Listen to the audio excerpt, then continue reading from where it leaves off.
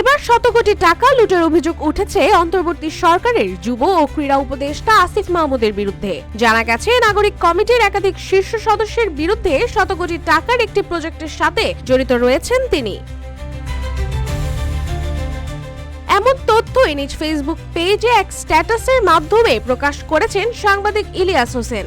জানিয়েছেন, আসিফ মাহমুদ এবং তার সহযোগী আলাউদ্দিন মোহাম্মদের নেতৃত্বে ঢাকার মহাখালী ডিওএইচএস এর 31 নম্বর রোডের 469 নম্বর বাসায় এক বিতর্কিত প্রক্রিয়ার মাধ্যমে 129টি ওয়ার্ডের স্থানীয় প্রশাসনদের ইন্টারভিউ নেওয়া হচ্ছে এবং প্রতিটি ওয়ার্ড কাউন্সিলরের কাছ থেকে 50 লাখ টাকা করে দাবি করা হচ্ছে, যা তাদের নির্বাচনী প্রভাব বিস্তার ও নিয়ন্ত্রণ নিশ্চিত করতে সহায়তা করবে।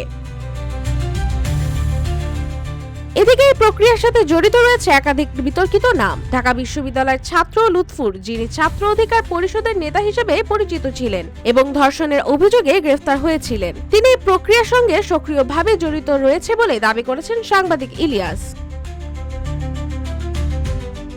এই অভিযোগের পরিপ্রেক্ষিতে প্রশাসন এবং রাজনৈতিক মহলে সৃষ্টি হয়েছে উদ্বেগের। প্রশ্ন উঠেছে, কিভাবে একটি অবৈধ প্রক্রিয়া এতদিন ধরে অদৃশ্যভাবে চলতে থাকলো এবং কেন এটি এখন পর্যন্ত জনসম্মুখে আসেনি।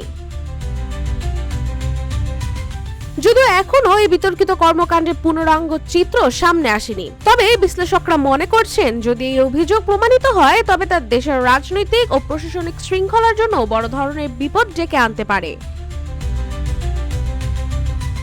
রাশিকা হোসেন, রূপালী বাংলাদেশ।